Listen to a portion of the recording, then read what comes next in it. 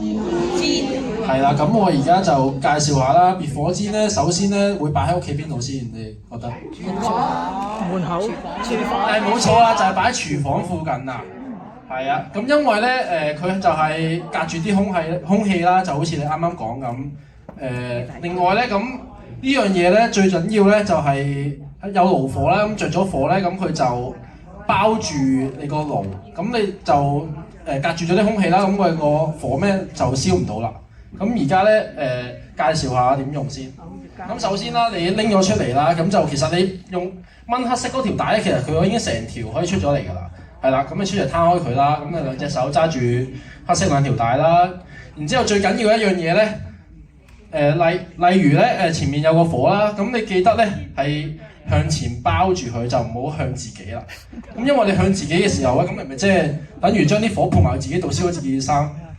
係啦，咁又示範下啦。咁呢度有個火源，咁我同事咧就向前包住佢啦。斯文咁就隔住咗啲空氣咧，就從而咧就令到個火就唔可以夠燒啦。咁你話要隔住幾耐咧？咁你估下10秒、20秒、1分鐘，咁你大家估下要隔住幾耐？先用水冇錯啦，起碼要5分鐘嘅，因為走啦。你冚住佢咧，5分鐘係可以令到佢咧空氣隔絕埋啦。另外，因為如果你就算冇火，咁你個爐啲溫度都高噶嘛，咁你就可以冷卻埋個爐嗰啲溫度啦。咁你之後咧再打翻開佢咧，就個火就基本上係熄滅咗㗎啦。又補充少少啦。頭先阿太太又好好啊。嗱，你頭先咧咪問咧上邊、下邊、左右邊嘅？其實咧，你屋企張被都係咁嘅啫嘛，成日都講。有分別。但係呢個咧有個手環好啲。個手環做咩啊？個手環做咩啊？遮住火燭喎。喂，遮住自己先啦。喂，望下先。得喎。係咁只得㗎啦，唔使對到咁準㗎，唔係瞓覺啊夜晚。咁落去。咁落咯。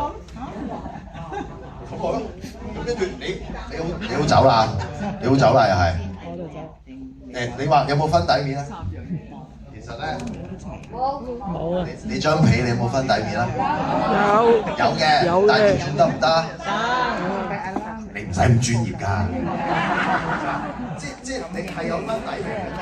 咁你好，大家都好明顯就係唔係底啦，咁樣扣落去啦。你話咁樣扣得唔得？冇所謂嘅，即係都係我出嚟方便自己。撥落佢度，自己度咯。最緊要救到自己。撥落自己度要頭先。唔使啲水，俾啲水落去啦。